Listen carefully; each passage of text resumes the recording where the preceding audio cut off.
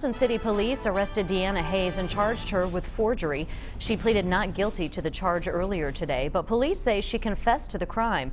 Nate Morabito joins us live from Blue Plum headquarters. And Nate, I understand Friends of Old Downtown, the organization behind the festival, is the one that alerted law enforcement.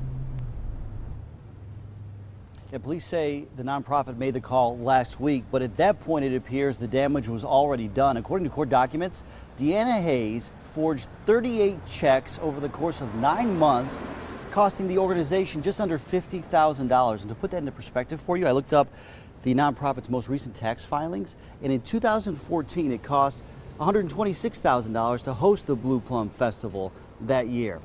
According to police, Hayes works as an independent contractor for the nonprofit. Her LinkedIn page says she started about a year and a half ago. In that role, investigators say she was in charge of the finances here. Police say she had the authority to write checks but not sign them. Instead, only the organization's president or vice president could do that. Investigators say that's why from September through June, she forged 38 checks written out to her and in one case, one of her kids.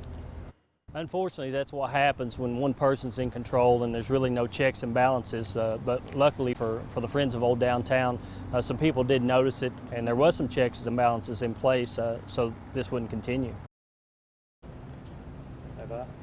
In a statement, Friends of Old Downtown confirmed there is also a civil investigation connected to this. A spokesperson said the organization, quote, remains solvent and will work to continue to bring cultural events into downtown Johnson City, end quote.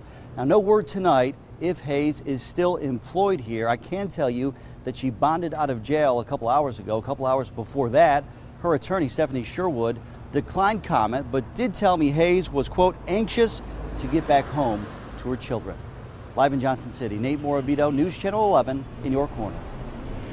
Nate, thanks. Now, Hayes is due back in court June 29th. Nate found out Friends of Old Downtown isn't the only nonprofit the woman has worked for in recent years. You'll hear from the founder of another organization at 6 o'clock.